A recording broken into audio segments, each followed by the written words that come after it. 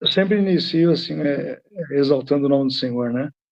Que nosso Deus, ele é maravilhoso, é sensacional, é grande, é poderoso. E a gente não passa de um grão de areia perto do poderio do Senhor. E mesmo assim, a gente entendendo que é um Deus que sustenta todo o universo com suas mãos, e ele ainda se importa com a gente. E isso que é muito bom para a gente entender a onipotência do nosso Deus. E interessante que a gente ainda tem hora que duvida do que ele pode fazer conosco, que a gente coloca uma decisão, uma interrogação e fala, será que eu consigo, será que não? A gente começa a colocar gigantes na nossa vida e a gente esquece que eles só foram feitos para ser derrotados, né? Glória a Deus pela sua majestade. A gente vai falar um pouquinho aqui o tema bem específico sobre a figueira, aquela figueira que foi seca, que foi amaldiçoada pelo Senhor Jesus. Então a gente vai explanar um pouquinho e vai falar sobre a intenção de Jesus, a intenção de Deus sobre as nossas vidas, como ele trabalha com nossos corações. Em Mateus capítulo 21, verso 18, ele fala assim: de manhã cedo, quando voltava para a cidade, Jesus teve fome. Vendo uma figueira à beira do caminho, aproximou-se dela, mas nada encontrou, a não ser folhas. Então lhe disse: nunca mais dê fruto. Imediatamente a árvore secou. Ao verem isso, os discípulos ficaram espantados e perguntaram: como a figueira secou tão depressa? Jesus respondeu: eu lhes asseguro que se vocês tiverem fé e não duvidarem, poderão fazer não somente o que foi feito à figueira, mas também dizer a este monte: levanta-se, atire-se no mar, e assim será feito. E tudo o que pedirem em oração, se crerem, vocês receberão. O interessante é que nessa mensagem de Mateus, né, fala a respeito dessa figueira, né? Ele estava saindo lá de Betânia. Então, nesse caminho, ele olha de longe essa árvore, e aqui mostra que Jesus, neste corpo humano, ele, Deus, se tornou carne, ele sente fome.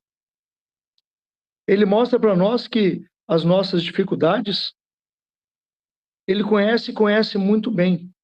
Ele passou por isso. Ele sentiu dor, sentiu fome, sentiu cansaço. O nosso Jesus, que logo mais ele se tornou no corpo espiritual, ele sabe muito bem das nossas deficiências, das nossas carências. Ele sabe muito bem disso. E voltando um pouquinho para essa figueira, a gente conhece como que ela é. Não sei se vocês gostam desse fruto, mas eu tenho aqui em casa e gosto muito dessa fruta da figueira. Eu acho uma fruta saborosa, né? E ela é bom que a gente consegue colocar ela em conserva. E esses frutos, naquela época, né, que a gente observava bem, ela dava em junho. E a gente fala assim, mas se ela dava em junho, ela não estava na época. Porque na Páscoa judaica era em meados do mês, era em março. E se os frutos dela vinham em junho, então não era para dar o fruto. Então por que Jesus acabou amaldiçoando essa árvore? A gente vai entender um pouquinho dessa narrativa, dessa árvore bonita, dessa figueira que estava aparentemente com bastante fruto. Foi o que Jesus menciona. Ele faz um paralelo com a nossa vida e ele mostra bem quando a gente revela o que realmente a gente não é. Aquelas folhas fora de época significam os frutos. E o interessante é que naquela época, quando aparecia uma figueira e as pessoas viam ela fora de época, era uma bênção na vida de todo mundo, porque ela antecipava a sua bênção, os seus frutos. Então ela começava a produzir antes do tempo. Então era tido como uma bênção, era tido como uma dádiva, era tido como algo especial naquele lugar.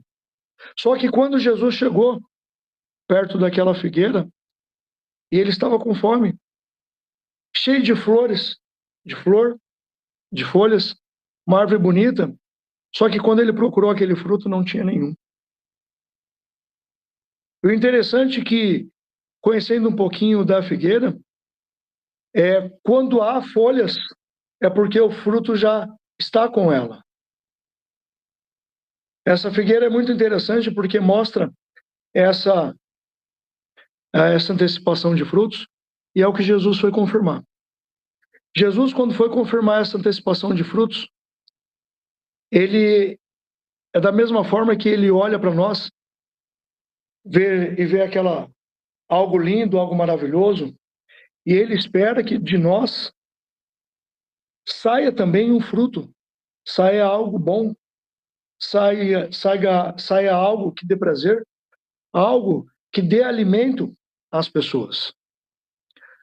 O contexto da fala de Jesus sobre a figueira representa muito bem que a gente vê o povo de Israel, como foi apresentado ali em Oséias 9, em Joel. Jesus combatia a hipocrisia dos fariseus que viviam só de aparência e não refletia a intenção real dos seus corações.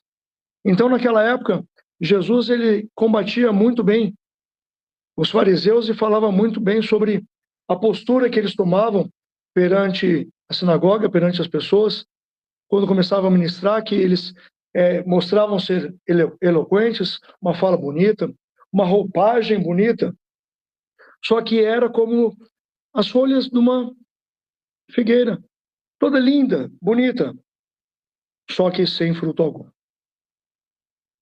E nesse contexto a gente verifica um pouquinho antecipado a humanidade de Jesus. Como eu disse que Jesus passou fome, ele ficou triste, ele conhece muito bem o que a gente pode e o que não pode suportar. Quando ele viveu aqui nesta terra como num corpo humano, ele sentiu essas dores, os cravos, ele sentiu a dor da perda de um ente querido, que foi Lázaro. Então ele conhece muito bem o que a gente passa nessa terra e o que a gente pode e o que não pode suportar. Em Gálatas 5:22 ele fala assim: mas o fruto do Espírito é o amor, alegria, paz, paciência, amabilidade, bondade, fidelidade, mansidão e domínio próprio. Contra essas coisas não há lei. E quando Jesus ele chega para nós e quer ver esses frutos, ele espera que nós tenhamos que sejamos a mesma pessoa, ou dentro da igreja, ou no nosso trabalho, ou em casa.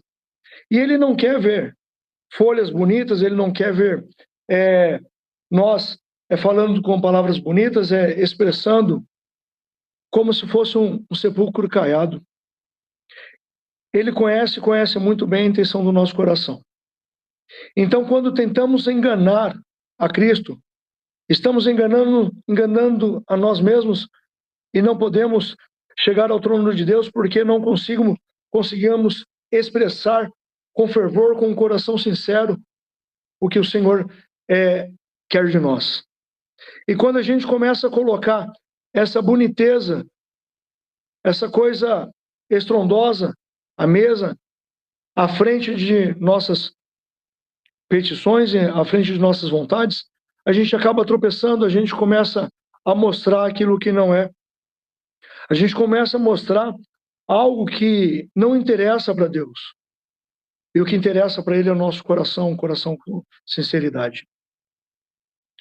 A palavra do Senhor, a Bíblia, ela é tão genuína, tão santa, porque ela mostra aquelas pessoas que erraram no decorrer do caminho. Aquelas pessoas que fizeram mal e depois corrigiram. A palavra de Deus é tão santa porque ela somente fala a verdade.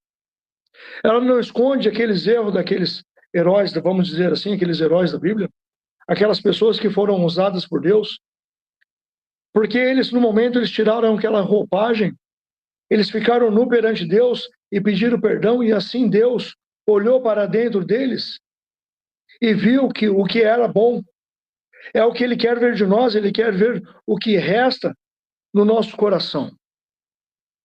Quando dobramos nosso joelho perante Deus, Ele espera de nós um coração sincero, um coração que aquela voz chegue aos atos do Senhor.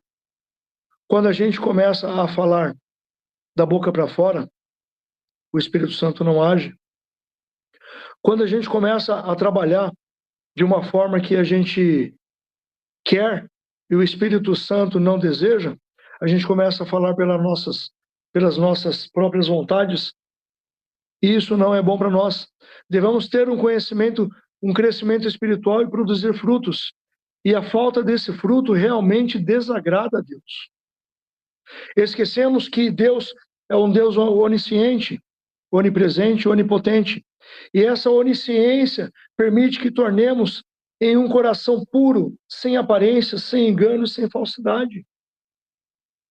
Nosso Deus, ele conhece a fundo o nosso coração, e esse conhecimento perfeito de Deus, ele conhece todas as coisas, incluindo nossos pensamentos, nossas intenções, o nosso coração de carne, nosso coração humano. E o conceito claro da Bíblia, isto pode auxiliar na busca de um coração puro, livre de falsidade.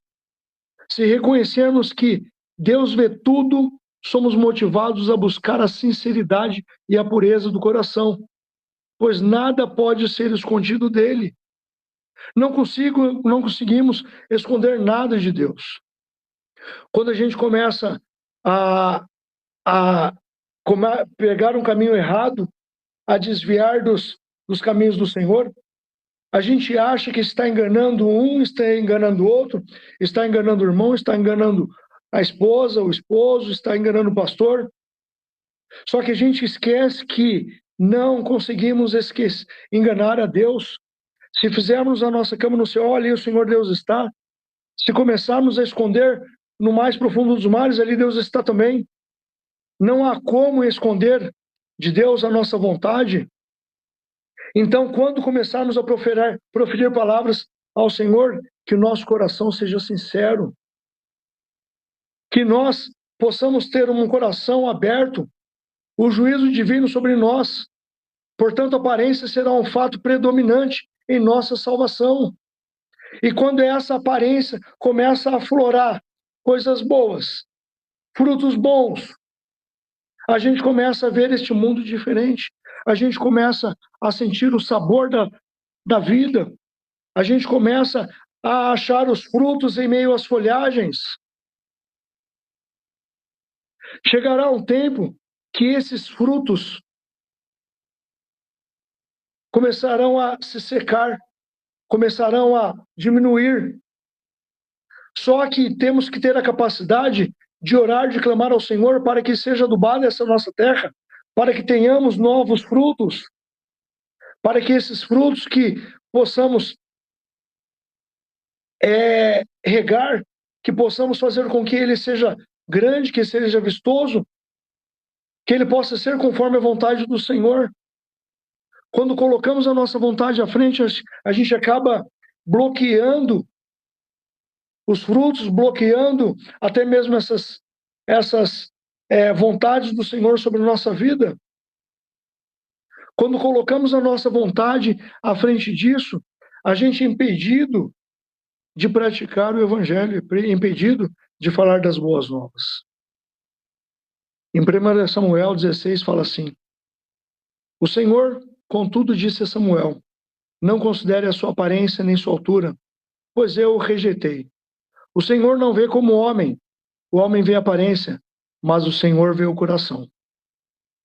A gente tem que se examinar a nós mesmos. A gente tem que refletir para o conserto de Deus. Temos que ter uma vida de oração. Quando colocamos essa vida de oração à frente, a gente começa a abençoar as pessoas. E para que possamos abençoar as pessoas, nós temos que ser abençoados. E a única forma de sermos abençoados é termos essa sinceridade. Essa sinceridade que vai tocar o trono do Senhor tem que começar a fluir de dentro para fora. Quando a gente começa a ter um glamour, quando a gente começa a subir num palco, quando a gente começa a mostrar algo que não somos, é fato que a gente vai cair, é fato que a gente vai começar a desmorecer, é fato que a gente vai começar a errar. O Senhor Deus, ele tem um plano na nossa vida, e o plano dele é muito grande, para que nós tenhamos frutos e alegremos o coração do Senhor. A gente tem que ir e pregar o seu evangelho. A gente tem que mostrar às pessoas quem somos realmente e mostrar esse coração sincero. A mesma pessoa que somos em todos os lugares, devemos ser também na presença do Senhor, na presença das pessoas, dos nossos inimigos. A mesma pessoa que somos na presença dos nossos inimigos, somos aqueles que somos na igreja. Não devemos ter duas caras, não devemos ter dois corações, não devemos ter duas aparências. A única aparência que deve ser revelada é aquela que brota no nosso coração. A gente olha Davi um homem errou bastante, um homem que sempre cometia os seus erros.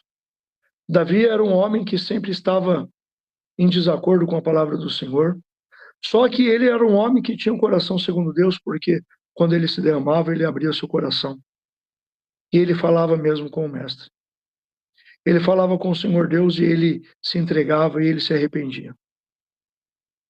Chegou uma hora de colocarmos a verdade acima de tudo. O Evangelho de Cristo não é somente vamos falar de amor, vamos falar de graça, vamos falar de paz. O Evangelho de Cristo é vamos falar de correção. Quando a gente se cala para as correções, a gente começa a se calar para as coisas erradas também. Quando a gente se cala para as coisas erradas deste mundo, é como se a gente estivesse concordando com elas. Então a gente tem que se pôr e impor contra elas. Quando a gente começa a acariciar o mal, a mostrar que o mal não é tão feio quanto parece, a gente começa a desviar do plano de Deus. Infelizmente, a gente está num mundo que a verdade dói muito. E quando a gente começa a falar alguns assuntos, algumas determinadas conversas, a gente começa a ser criticado. E a gente esquece que o julgamento virá. Como aquela figueira que Jesus amaldiçoou e ela secou. Um dia chegará também a nossa vez. E quando a gente começar a prestar conta perante Deus, Ele vai olhar assim e vai falar, olha, me apresente seus frutos. Apresente para mim o que você fez nessa sua jornada. É nesse momento que a gente vai começar a abrir as nossas mãos e revelar realmente quem somos. E não adianta falar, eu preguei, eu orei, eu falei, porque o Senhor Deus, Ele conhece o nosso íntimo, conhece o nosso coração no real. Ele conhece mais nós do que nós mesmos. Esse é nosso Deus. É aquele Deus que eu relatei lá no começo, que consegue segurar o mar com a palma da sua mão. É esse mesmo Deus que se aprofunda na tua alma e quer curar a tua alma, quer curar você e quer falar na tua vida agora. E quer mostrar que Ele é o Deus, que Ele pode tudo e que Ele que pode te resgatar antes que seque, antes que aquelas folhas murchem, antes que aqueles galhos sequem e seja jogado naquela fornalha, seja jogado no lago de fogo e enxofre. Há salvação ainda. Não existe um pecado, pecadinho, pecadão, não existe um pecado que seja maior que o nosso Deus. Ele está disposto a nos perdoar. Ele está disposto a lançar fora toda iniquidade, tudo aquilo que não provém dele. Em João 15 fala assim, eu sou a videira verdadeira e meu pai é o agricultor. Todo ramo que estando em mim não dá fruto, ele corta.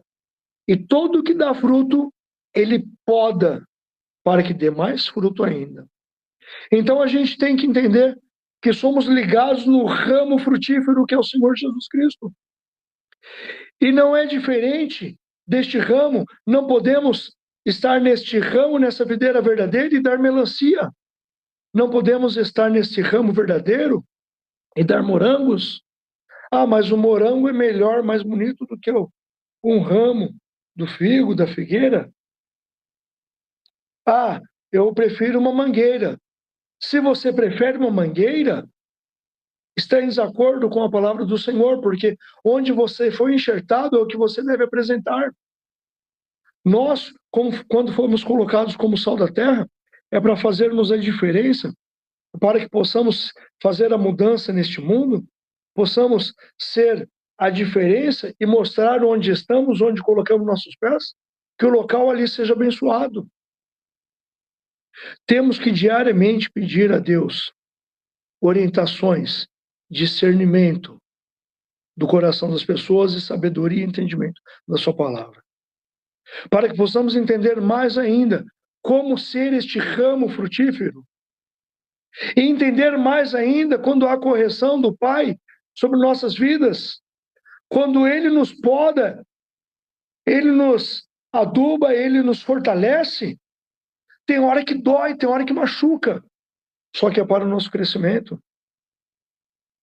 Tem hora que Ele nos carrega no colo, aleluia, glória a Deus por isso. Tem hora que Ele nos ensina.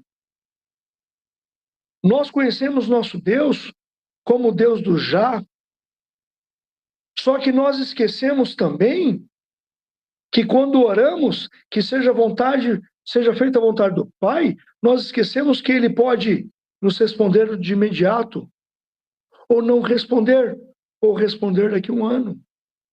Quando oramos e concordamos com que a sua vontade seja feita assim na terra como no céu, é porque estamos dispostos a entender a tua vontade sobre nossa vida. E quando estamos dispostos a entender a sua vontade sobre a nossa vida, estamos dispostos a entender as pessoas que vêm a nós lançar pedras. O interessante é que quando a gente começa a dar fruto, quando a gente começa a mostrar o verdadeiro evangelho, a gente começa a receber varadas, pedradas, a gente começa a ser criticados, aí a gente desmorece.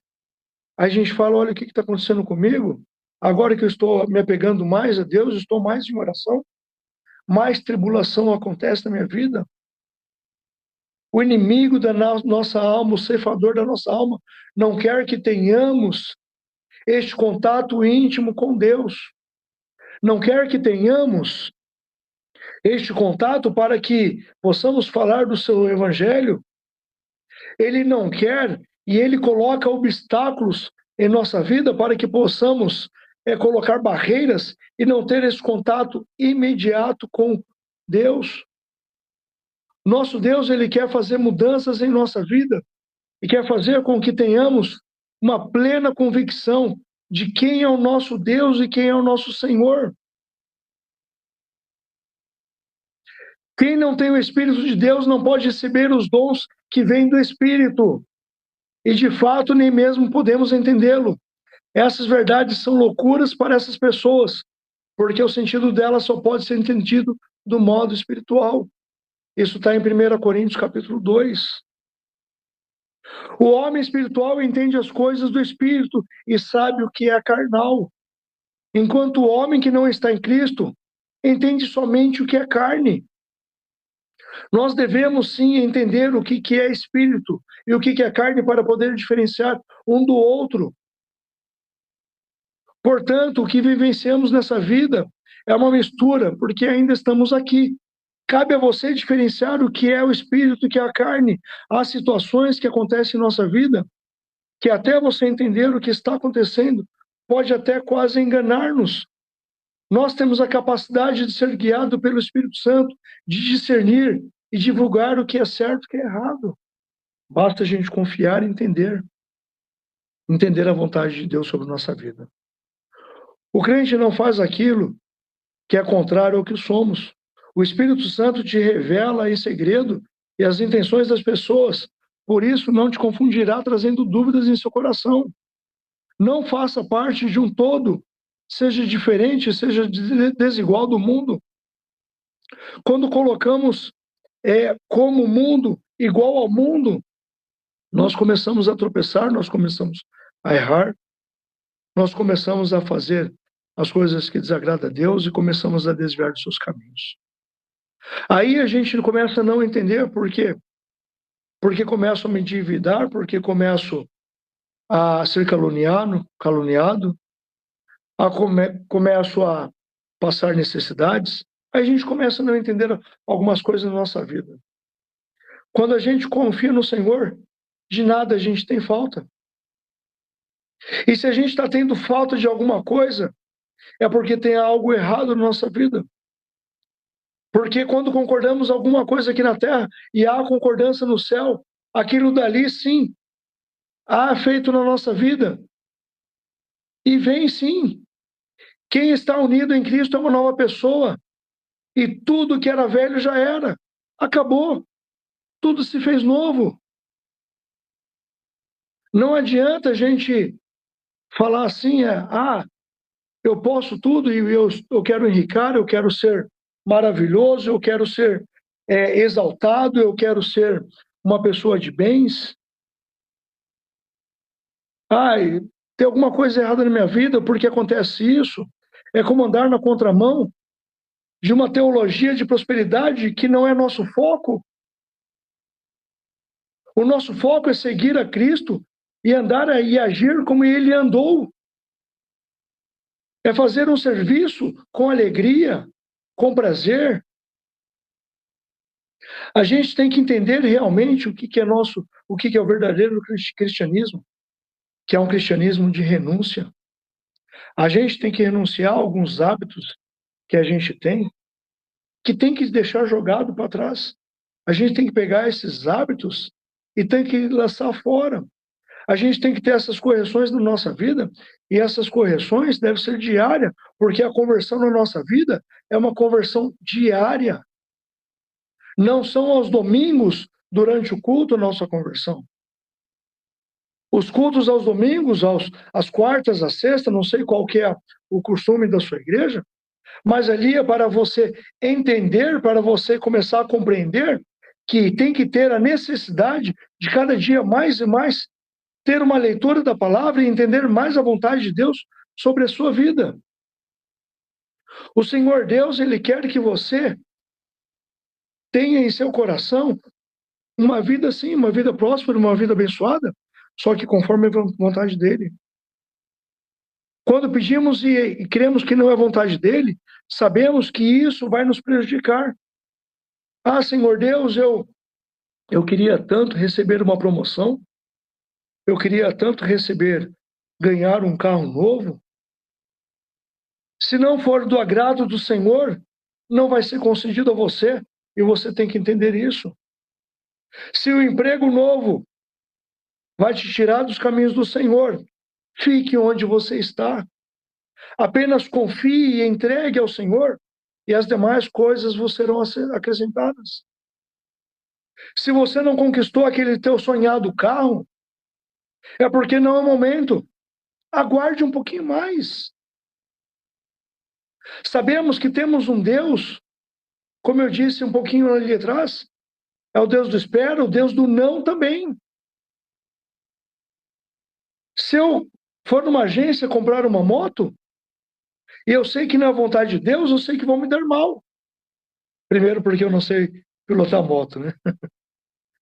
E segundo, porque pode ser que eu não me dê bem com ela. O Senhor Deus, Ele sabe das nossas necessidades e sabe do que eu preciso, do que você precisa. Ele sabe que você precisa sair do aluguel. Ele sabe o momento certo de você conquistar a tua casa. Basta você orar, crer. O Senhor, Ele é fiel. O Senhor, Ele é justo. O Senhor olha a intenção dos nossos corações. O Senhor Deus, Ele fala de uma forma que começa a ferir o nosso coração de uma forma e machucar, para que possamos entender. Quando eu falei que é um Deus que Ele corrige, Ele pode te machucar sim. Ele pode falar de uma forma tão forte que você, para entender qual a vontade dEle, que tenha que derramar de joelho, que tenha que se prostrar. Se for assim para você entender o que Ele tem para falar contigo, será. A vontade dEle na tua vida tem que ser a maior. O Senhor Deus, Ele tem planos para você, E você tem que entender esses planos, para que no dia do juízo você não seja como a figueira seca, depois de seca, lançada no fogo. Ele quer que você seja consertado, você seja adubado, você seja transformado, que você tenha um renovo na tua vida. O Senhor Deus, Ele quer que você tenha a paz de espírito. Ele quer que você tenha os frutos do Espírito.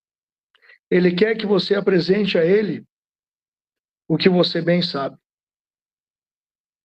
Eu vou ler de novo, mas o fruto do Espírito é o amor. Para que você pense, eu estou falando isso, para que você pense o que está acontecendo na tua vida, o que está desagradando, e o que está agradando a Deus, se a sua forma de viver está de acordo com a tua vontade.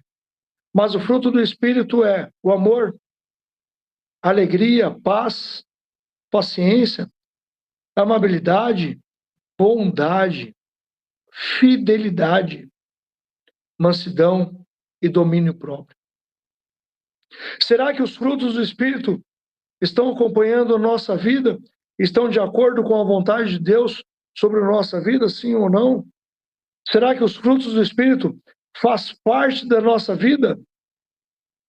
E contra essas coisas sabemos que não há lei. O Senhor Deus, Ele quer um renovo para mim, quer um renovo para você. Ele quer chegar em nós, de longe, e ver as folhas. E quando chegar perto, Ele quer saciar a sua fome.